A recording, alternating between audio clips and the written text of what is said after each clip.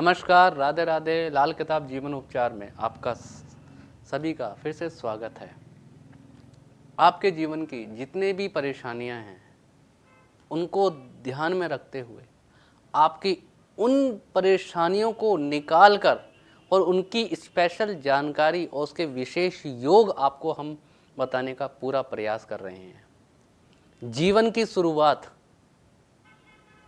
9 महीने के बाद बच्चे के जन्म से होती है कि जीवन जन्म लेता है, बच्चा पैदा होता है, उसके बाद जीवन की शुरुआत होती है। पढ़ाया लिखाया जाता है, जीवन में उसको कामयाब बनाया जाता है, काबिल बनाया जाता है। माता पिता अपने मेहनत पूरी तरीके से उसके जीवन पे लगाते हैं कि हमारा बच्चा कामयाब हो जाए। उसके बाद शादी का समय आता है तो एक अच्छा जीवन साथी को वो तलाशते हैं और बच्चे की शादी करते हैं। शादी करने के लिए सबसे पहले वो व्यक्ति ये देखता है कि जो सामने वाला परिवार है वो कितना समृद्ध है, कितना अच्छा है, क्या उनकी अवस्थाएं हैं। और शादी के बाद जीवन अगर बिगड़ता है तो वो कुछ कमियां आपकी रह जाती हैं शादी के समय पे, क्योंकि एक जीवन आप बच्चे के जन्म होने से, व्यक्ति के जन्म होने से शुरू होता है। दूसरा जीवन जब उसका विवाह होता है तो वो एक तरीके की दूसरी जिंदगी को बोला गया है, क्योंकि वहां से उसका गृहस्थ शुरू होता है। और उस गृहस्थ जीवन में एक अच्छा जीवन साथी आपको मिल जाए तो जीवन बहुत सुंदर होता है। लेकिन अगर वो जीवन साथी आपके लिए अच्छा नहीं मिला तो परेशानी आपको शादी होने के कुछ समय के बाद ही झेलनी पड़ जाती है। और फिर व्यक्ति सोचता है कि ये मैंने क्या किया। इस चीज को अगर मुझे पहले पता होता तो मैं इस रिश्ते को नहीं जोड़ता। हमारा पूरा यही प्रयास है कि आपके जीवन में सुखों को ढूंढ के आपके जीवन में लाके डाला जाए, आपको आने वाली परेशानियों से पूरी तरीके से सुरक्षित किया जाए। और जीवन में किसी भी तरीके से आपके जीवन में कोई कष्ट तकलीफ है तो आप हमें संपर्क करते हैं, अपनी तकलीफें हमें बताते हैं, तो उन तकलीफों को पूरा विनम्र तरीके से सुन के उनका इलाज आपको दिया जाए। माता रानी कृपा करे आपके जीवन में सभी समृद्धियां आपको प्राप्त हो और जो भी परेशानियां हैं उनको बाहर निकलने के लिए एक अच्छा मार्ग आपको प्राप्त हो और आप आसानी से हंसते खेलते हुए अपने जीवन को जिए और ऐश्वर्य और समृद्धि को प्राप्त करें। आज हम जिस विषय की बात कर रहे हैं वो विषय है कुंडली का मैच मेकिंग, कुंडली मिलान, वैवाहिक जीवन की एक अच्छी स्थिति को देखना। जीवन कल्याण आपके जीवन साथी से होता है और जीवन की परेशानियां भी आपके जीवन साथी से प्राप्त होती हैं। कई रिश्ते ऐसे देखे गए हैं कि शादी से पहले बहुत अच्छा परिवार देखा, बहुत अच्छी जिंदगी देखी, बहुत अच्छे लोग देखे, लेकिन शादी के कुछ समय के बाद इतनी बड़ी बड़ी परेशानियां जीवन में निकल के आई जिसकी व्यक्ति को कल्पना मात्र भी नहीं होती। और उसके सामने उन परेशानियों से वो सोच में पड़ जाता है कि ये परेशानी आई तो आई क्यों। साल के अंदर, 6 महीने के अंदर या 2 साल के अंदर लोगों को कोर्ट तक जाते हुए देखा है। मैरिज लाइफ में अच्छे योग ना मिल सके उन योगों को देखा है। जब भी जन्म कुंडली की आप अपने बच्चे की, अपने परिवार में कभी भी शादी विवाह करवाने जा रहे हो तो यहां एक तरीके से उसको आप एक नया जन्म दे रहे हो और उसकी जिंदगी अच्छी रहे तो कुछ जिम्मेदारी बच्चे की होती है और कुछ जिम्मेदारी माता पिता की होती है। बच्चे की जिम्मेदारी शादी होने से बाद होती है, लेकिन उससे पहले जिम्मेदारी उनके माता पिता की होती है। और जिम्मेदारी सिर्फ इतनी है कि अपने बच्चे की शादी जिस भी वर या वधू से आप करने जा रहे हो उसका और अपने बच्चे की कुंडली का पूर्ण तरीके से मिलान होना बहुत जरूरी है। कि जन्म कुंडली में अगर मिलान सही से नहीं हुआ तो बच्चे को जीवन में शादी के बाद परेशानी आएगी ही आएगी।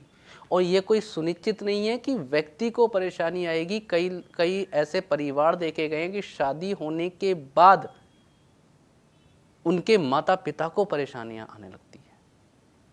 परिवार, दो परिवार आपस में जुड़ते हैं, अगर दोनों परिवार जब जुड़ किसके संबंध से रहे हैं, यानी दो परिवार हैं, जहां पर आपने लड़का देखा लड़की देखी, आपस में शादी कर रहे हो, तो दो परिवार का रिश्ता जुड़ रहा है। और उन रिश्तों को जोड़ने के लिए कौन भूमिका निभा रहे हैं? आपके बच्चे। और आपके बच्चों की जो कुंडलियां हैं, उनके ग्रह ही तो आपको समृद्धि देंगे। उन दोनों परिवार में अच्छा मधुर स्थान कौन बनाएगा? आपके बच्चे के ग्रह, क्योंकि आप दो बच्चों की शादी कर रहे हो, तो आपके दोनों बच्चों की कुंडलियां आपस में मिल रही हैं। अगर कुंडलियों में मिलान में दिक्कत आती है तो उनके ग्रस्त जीवन में परेशानी आएगी। इधर लड़की पक्ष वाले भी परेशान और इधर लड़के पक्ष वाले भी परेशान। दोनों तरीके से, हर तरीके से परेशानियां ही परेशानियां देखने को मिलेंगी अगर जन्म कुंडली का मिलान उचित और सही तरीके से नहीं हुआ। आज जितनी भी ये शादियां हो रही हैं, जितना भी महोत्सव शादी में करते हैं, लाखों रुपए खर्च करते हैं लोग, समृद्धियां पैसा खर्च करते हैं, अच्छे से अच्छे बैंक्वेट हॉल में, अच्छे से अच्छे देशों में जाके, अच्छे से अच्छी जगहों में, लोकेशन में जाके लोग शादी करते हैं। क्यों करते हैं? ताकि जीवन सुंदर हो, वो याद हमारे जीवन में अच्छी बनी रहे। लेकिन अगर वहां आपने बस एक चूक कर दी कि किसी अच्छे एस्ट्रोलॉजर की फीस को बचाने के चक्कर में आपने अपनी कुंडली का मिलान नहीं करवाया, वहीं आपका किया हुआ 10 लाख रुपए भी शादी में ये बर्बाद होते हुए नजर आएगा। क्योंकि कुंडली मिलान बहुत जरूरी है। कुंडली मिलाने का मतलब सिर्फ यही नहीं होता। आज के समय में जितने भी पंडित है या लोकल पंडितों के पास जाके कुंडली मिलाते हैं, पंडित जी कुंडलियां मिलाते हैं, कहते हैं 36 में से 28 गुण मिल रहे हैं, शादी संपन्न है। या तो ज्योतिष में तो यहाँ तक भी लिखा है कि 36 में से 18 गुण मिल जाए तो शादी संपन्न मानी जाती है। लेकिन कुंडली मिलाने का ये पूर्ण तरीका नहीं है। आज जो विचार मैं आपके सामने रख रहा हूँ, जो चीज़ मैं आपको बता रहा हूँ, उस चीज़ को समझ लीजिए तो आपके माइंड से ये कुंडली के गुणों वाला विचार ही खत्म हो जाएगा कि गुण महत्व रखते हैं या नहीं रखते हैं। जन्म कुंडली में 3 चीज देखने का पूरा विधान होता है, नाड़ी, बकुट और गण। ये 3 चीज आपकी पूरी तरीके से मिलनी चाहिए। अगर नाड़ी नहीं मिलेगी तो शादी के बाद संतान उत्पन्न होने में दिक्कत आएगी। बकुट नहीं मिलेगा तो पति पत्नी के बीच में संबंध अच्छे नहीं होंगे, रात को संबंध स्थापित नहीं होंगे उनके, इस तरीके की स्थिति आएगी। और अगर गण अच्छा नहीं हुआ, गण नहीं मिले कुंडली के, तो दोनों के परिवार में इस तरीके से विध्वंस जैसी लड़ाई होगी जिसके कारण अपने ही बच्चे बनेंगे, सिर्फ और सिर्फ ये गण ना मिलने का कारण है। तो इन 3 चीज का मिलना बहुत ज्यादा जरूरी है। अगर ये 3 चीज आपकी मिल रही है तो भी आप शादी के लिए हाँ नहीं कह सकते, क्योंकि ये एक पक्ष है, ये कुंडली मिलान का एक पक्ष है कि नाड़ी बकुट गण, ये हमने देख लिया। दूसरा पक्ष ये देखना है कि आपका जीवन साथी कहीं मंगलिक तो नहीं है, क्योंकि कई बार ऐसे भी रिश्ते देखे गए हैं कि शादी हो जाती है और लोगों ने मैच मेकिंग भी करा ली, और कई बार हमने रिश्ते ऐसे दिए हैं कि एक व्यक्ति मांगलिक है और दूसरा नॉन मांगलिक है, सिर्फ और सिर्फ इस गलती की वजह से कि जहां पर उन्होंने कुंडली मैच मेकिंग करवाई है उन्होंने इस तर्क को देखा नहीं या बताया नहीं। तो लाखों खर्च करने से पहले एक अच्छे एस्ट्रोलॉजर की फीस पे करके आप अपनी कुंडली का मिलान जरूर करवाएं, ताकि जो लाखों खर्च हो रहा है और जो परिवार से रिश्ता जुड़ रहा है वो कहीं आपके लिए परेशानी ना बन जाए, या घर में बहू लेके आओ ना कि दुख तकलीफें लेके आओ, क्योंकि कुंडली मिलान बहुत इंपॉर्टेंट हो जाता है। तो दूसरा पक्ष ये देखना है कि लड़का या लड़की में से कोई मांगलिक है या नहीं है, इसको पूरी तरीके से देखा जाता है। तो दूसरा पक्ष ये। तीसरा पक्ष ये है कि अब हमने गुण भी मिला लिए, मंगलिक पक्ष भी देख लिया, तीसरा योग ये कि लड़की और लड़के की कुंडली में वैवाहिक जीवन के सुख कितना है, ये सबसे ज्यादा इंपॉर्टेंट योग माना जाता है। कि गुण भी मिल गए, मांगलिक भी मिल गया, लेकिन अगर किसी एक पक्ष में बीमारी के जिस तरीके से योग होते हैं कि किसी की बीमारियां लिखी है तो वो मिलेगी ही मिलेगी, किसी के कर्जा लिखा है तो मिलेगा ही मिलेगा, किसी के लिए एक्सीडेंट लिखा है तो मिलेगा ही मिलेगा, उसी तरीके से कुछ योग कुंडली में ऐसे बनते हैं जो लड़ाई झगड़े करवाकर मेरी लाइफ को खराब करने के लिए बैठे होते हैं। अगर वो योग किसी भी कुंडली में बैठा है तो वो चीज़ जरूर आएगा। तो ये देखना भी जरूरी है कि सामने वाली कुंडली के अंदर मैरिज के योग, वैवाहिक जीवन के योग कितने अच्छे हैं। अगर वैवाहिक योग दोनों कुंडली में अच्छे हैं तो गुण चाहे 18 ही मिलें तब भी जीवन बहुत सुंदर जाता है। और एक पक्ष में लड़ाई झगड़ों के योग लिखे हैं, मेरी लाइफ के अच्छे सुख नहीं लिखे, तो 36 में से 28 गुण भी मिल जाएं तब भी जीवन में विध्वंसकारक योग बन जाता है और लड़ाई झगड़ों का कारक बन जाता है। कुछ योगों के बारे में आपको बता देता हूं कि जहां लड़ाई झगड़े बहुत ज़्यादा निकल के आते हैं। सबसे पहला योग, जब भी जन्म कुंडली में 7वें घर में राहु बैठेगा तो ये लड़ाई झगड़े अपनी पार्टनर से करवाएगा। 7वां घर मैरिज के सुखों का होता है, दाम्पत्य जीवन के सुख का होता है। वहां अगर राहु बैठ जाएगा या बृहस्पति बैठ जाएगा तो वैवाहिक जीवन को खराब करेगा। दूसरा योग, जब भी जन्म कुंडली में मंगल के साथ शुक्र बैठेगा तो लड़ाई झगड़ों के योग होंगे। तीसरा बड़ा योग, जब भी जन्म कुंडली में राहु के साथ शुक्र होता है, यहां पर व्यक्ति अपने जीवन साथी के साथ ऐसी बातों से लड़ाई करता है जिसका कोई मोल भाव नहीं होता, क्योंकि जब भी शुक्र के साथ राहु होगा तो इसको लाल किताब बोलती है खाली बुध।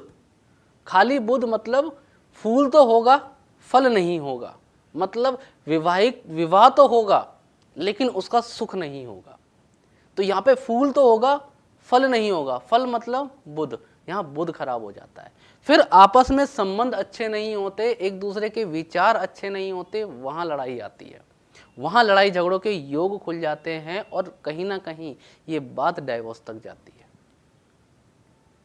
या पत्नी को बीमारियां ऐसी लग जाएंगी कि व्यक्ति उसके इलाज कराते कराते दुखी हो जाएगा, या पत्नी का जीवन या पति पत्नी में से कोई किसी का जीवन साथी का साथ छूट जाए, तो ये भी इस योग का कारक है। 7वें घर में राहु होने की वजह से शुक्र और बुध दोनों खराब होते हैं, एक दूसरे की बात समझेंगे नहीं, सुनेंगे नहीं और वहां लड़ाई झगड़े होने लगेंगे।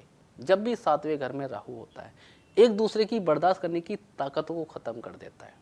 तो एक ये वाला योग जो बीमारियों को देकर भी लड़ाई झगड़े करवाता है। बीमारियां तो मिलेंगी, क्यों मिलेंगी, कारण क्या है, क्योंकि शुक्र आपकी पत्नी है और शुक्र पति भी, मतलब एक स्त्री के लिए उसका पति शुक्र है और एक पत्नी के लिए उसका पति शुक्र माना जाता है। एक स्त्री के लिए उसका पति शुक्र और एक पत्नी के लिए उसका पति शुक्र। तो यहाँ शुक्र की जो बात होती है, जब भी राहु का संबंध शुक्र से हो जाए, शुक्र के घरों में राहु बैठ जाए, तब बुरी स्थिति होती है। तो ये सारी चीज़ों को आपको देखना ज़रूरी है कि जन्म कुंडली में कुछ ऐसे योग तो नहीं बन रहे हैं। तो ऐसे व्यक्ति के साथ शादी करोगे, कुंडली मिलान करोगे, तो बीमारियां, परेशानियां, तकलीफ़ें, लड़ाई झगड़े, कोर्ट कचहरी, ये सब आपको शादी के बाद देखने को मिलेगा ही मिलेगा। तो यहाँ मैच मेकिंग में ये देखना जरूरी नहीं है कि गुण कितने मिल रहे हैं, मैच मेकिंग में ये देखना बहुत ज़रूरी है कि सामने वाले व्यक्ति के जीवन में वैवाहिक जीवन कैसा है उसका, ये देखना जरूरी है। कि कुंडली देखते ही पता चल जाता है कि तेरी पत्नी को बीमारियों की परेशानी होगी, तेरी पत्नी को लड़ाई झगड़ों की दिक्कतें आएंगी, तेरी पत्नी से ये कार्य नहीं होगा, मतलब सारी चीज़ें पता चलती हैं। तो पहले उसका पूरा विश्लेषण करो, उसके बाद जीवन में एक अच्छी मैच मेकिंग करवाकर एक अच्छे योग शुरू करके जीवन को आगे बढ़ाओ और एक अच्छा रिश्ता जुड़े, जीवन आगे बढ़े। इस चीज़ को पूरी तरीके से ध्यानपूर्वक रखो। तो मैच मेकिंग करवाने के लिए विशेष तौर पर जो 3 बातें समझाई गई हैं, इसका खास ध्यान रखते हुए मैच मेकिंग करवाओ। उसके बाद जाके आप शादी का एक अच्छा योग देके आओ। और मैच मेकिंग चीज़ तो हमारे यहाँ निःशुल्क करवाई जाती है। आप कभी भी हमारे नंबरों पे कॉल करके अपने लड़के की जिसके साथ भी रिश्ता जोड़ रहे हो उसकी डिटेल भेजो, उसको बताओ कि ये रिश्ता कैसा रहेगा। सामने वाला व्यक्ति आपके जीवन में क्या क्या लेके आया वो फ़ोन पे ही आपको बता दिया जाएगा, आपको खुद समझ में आ जाएगा कि जो मैं शादी कर रहा हूँ वो अच्छा है या बुरा है। ये बिल्कुल निःशुल्क हमारी तरफ से दिया जाता है, इसका कोई चार्ज नहीं लिया जाता।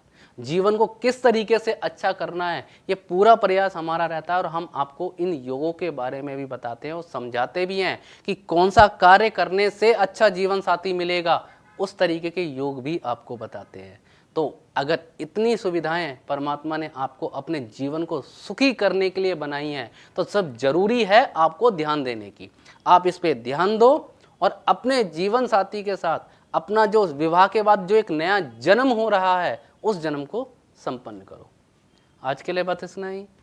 जय श्री राधे।